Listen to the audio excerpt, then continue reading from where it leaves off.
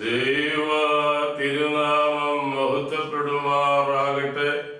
എൻ്റെ പ്രിയപ്പെട്ട സഹോദരി സഹോദരന്മാരെ, എബ്രായ ലേഖനത്തിലെ 13-ാം അധ്യായത്തിൽ 7-ാമത്തെ വാക്യമാണ് ഇന്നത്തെ ചിന്താവിഷയം.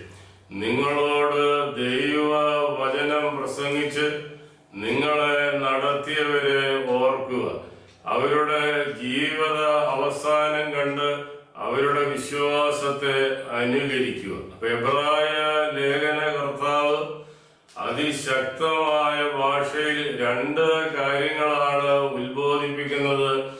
ഒന്ന്, ജീവിതകാലത്ത് നമ്മോട് സുവിശേഷം പ്രസംഗിച്ച് നമ്മെ വഴി നടത്തിയവരെ മറക്കാതിരിക്കുക.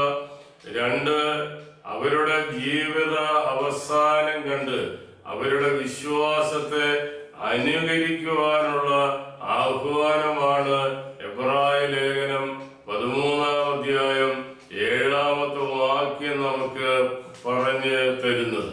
എന്നെ കേൾക്കുന്ന എൻ്റെ പ്രിയപ്പെട്ട സഹോദരി സഹോദരന്മാരെ, ഈ സമീപ കാലയളവിലാണ് യാക്കോബായ സുറിയാനി സഭയുടെ സർവസ്വവുമായിരുന്ന, ഊടും പാവുമായിരുന്ന ശ്രേഷ്ഠ കാതോലിക്ക ബസേലിയോസ് തോമസ് പ്രഥമൻ ബാവ ഇഹലോക വാസ ജീവിതം അവസാനിപ്പിച്ച് ദൈവ നിയോഗപ്രകാരം ദൈവ തിരുസന്നിധിയിലേക്ക് എടുക്കപ്പെട്ടത്.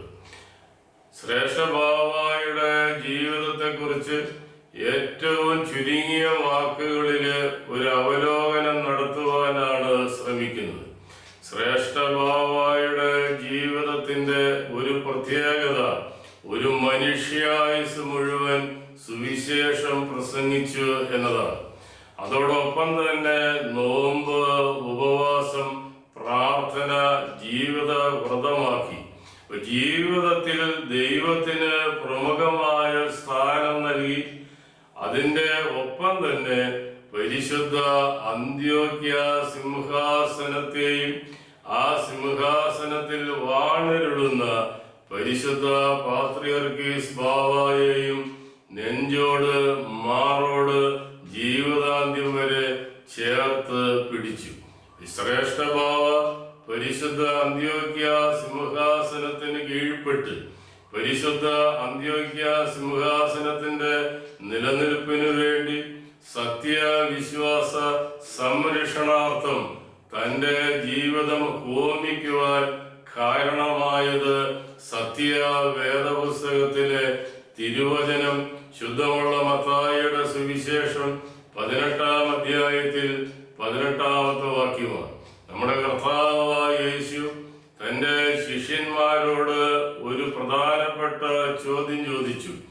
ഞാൻ ആരാണെന്നാണ് നിങ്ങൾ പറയുന്നത്? എല്ലാ ശിഷ്യന്മാരും പകച്ചു നിന്നു. മുഖത്തോട് മുഖം നോക്കി നിന്ന ആ സന്ദർഭത്തില് സംശയരഹിതമായി അപ്പോസ്തലനായ പത്രോസ്ലീഹ ഇപ്രകാരം വിളിച്ചു പറഞ്ഞു, നീ ജീവനുള്ള ദൈവത്തിന്റെ പുത്രനായ ക്രിസ്തു ആകുന്നു. അപ്പോസ്തലനായ പത്രോസ്ലീഹ ഏറ്റുപറഞ്ഞ ആ വിശ്വാസത്തിൽ അപ്പോസ്തലനായ പത്രോസ്ലീഹ സ്ഥാപിച്ച പരിശുദ്ധ അന്ത്യോക്യ സിംഹാസനത്തിനു വേണ്ടി ജീവിതാന്ത്യം വരെ നിലകൊണ്ട ആത്മീയ ജനകീയ നേതാവായിരുന്നു ശ്രേഷ്ഠ ബാവ തിരുമേനി. ശുദ്ധമുള്ള മത്തായിയുടെ സുവിശേഷം 18-ാം അധ്യായത്തിൽ 18-ാമത്തെ വാക്യം പുണ്യ ശ്ലോകനായ പെരുമ്പള്ളി തിരുമേനി ഇപ്രകാരമാണ് പാടി ജനഹൃദയങ്ങളിലേക്ക് നൽകിയിരുന്നത്. ആ പാട്ട് പ്രകാരമാണ്: സ്ലീഹർത്തന്തലയാശമവനോട് മോറാനരുളി എൻ വീട് അധിപതിയായി ഞാൻ ഏൽപ്പിക്കുന്നു. നീ ബന്ധിച്ചാൽ ഞാൻ ബന്ധിക്കും, നീ അഴിച്ചാൽ ഞാനും അഴിച്ചിടും. പാപി പ്രാർത്ഥിച്ചാൽ ഉത്തരമരുളും ഞാൻ. അപ്പൊ തിരുവചന പ്രകാരമുള്ള പരിശുദ്ധ അന്ത്യോക്യ സിംഹാസനത്തിന്റെ നിലനിൽപ്പിനു വേണ്ടി ജീവിതം ഹോമിച്ച ശ്രേഷ്ഠ ബാവായുടെ ജീവിതത്തെ 4 തലങ്ങളായിട്ട് നമുക്ക് തിരിക്കാം. ഒന്ന്, ആശ്രിത വാത്സല്യത്തിന്റെ ഉറവിടമായിരുന്നു ശ്രേഷ്ഠ ബാവ. 2, പരാതി പരിഹാര സെല്ലായിരുന്നു ശ്രേഷ്ഠ ബാവ.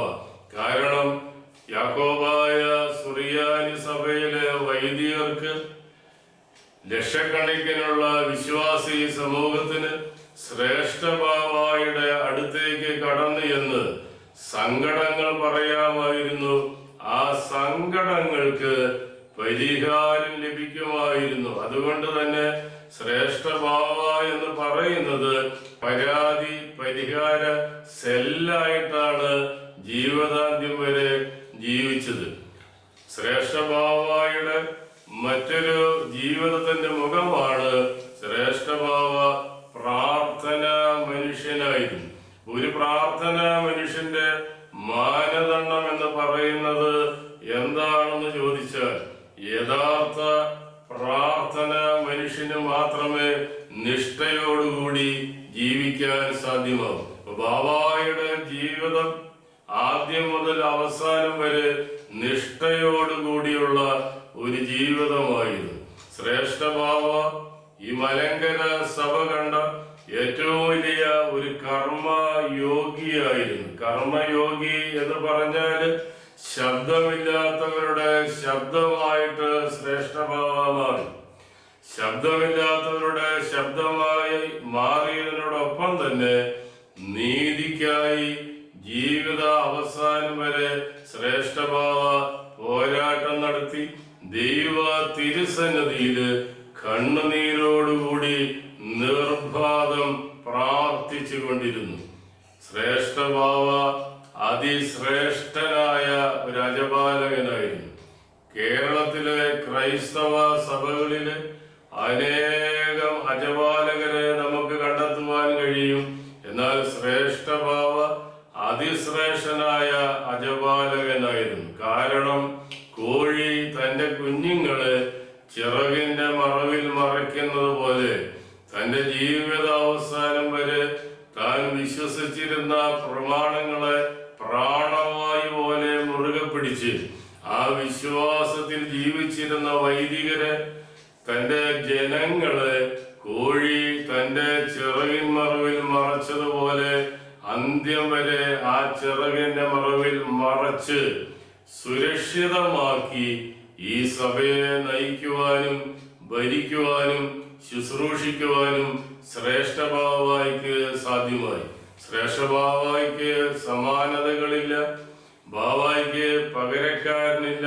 കാരണം ആ ജീവിതം എന്ന് പറയുന്നത് സഹനത്തിന്റെ കനൽ വഴികളിലൂടെയുള്ള ജീവിതമായിരുന്നു. അതുകൊണ്ട് തന്നെ മലങ്കര സഭയില് പരിശുദ്ധ അന്ത്യോക്യ സിംഹാസനത്തിൽ വിശ്വസിക്കുന്ന ജനലക്ഷങ്ങളുടെ ഹൃദയത്തില് ജീവിതകാലത്തും ജീവിതത്തിന് ശേഷവും ശ്രേഷ്ഠ ബാവ രാജാവായി വാഴുകയാണ്. കാരണം ബസേലിയോസ് എന്ന പേരിന്റെ അർത്ഥം തന്നെ രാജാവെന്നാണ്. ഒരിക്കൽ കൂടി ആവർത്തിച്ച് പറയട്ടെ, ഈ മലങ്കര സഭയില് ശ്രേഷ്ഠ കാതോലിക്ക ബാവ ജീവിച്ചത് രാജാവായിട്ടായിരുന്നു. ബാവായുടെ ഭൗതിക ശരീരം നമ്മിൽ നിന്ന് വേർപെട്ടെങ്കിലും ജനഹൃദയങ്ങളില് തലമുറകൾ കഴിയും തോറും ശ്രേഷ്ഠ ബാവായുടെ ആ ഓർമ്മ എന്നും നിലനിർത്തും എന്ന് പ്രാർത്ഥിച്ചുകൊണ്ട് ആശംസിച്ചുകൊണ്ട് എൻ്റെ വാക്കുകളെ നിർത്തുന്നു. ദൈവം നിങ്ങളെ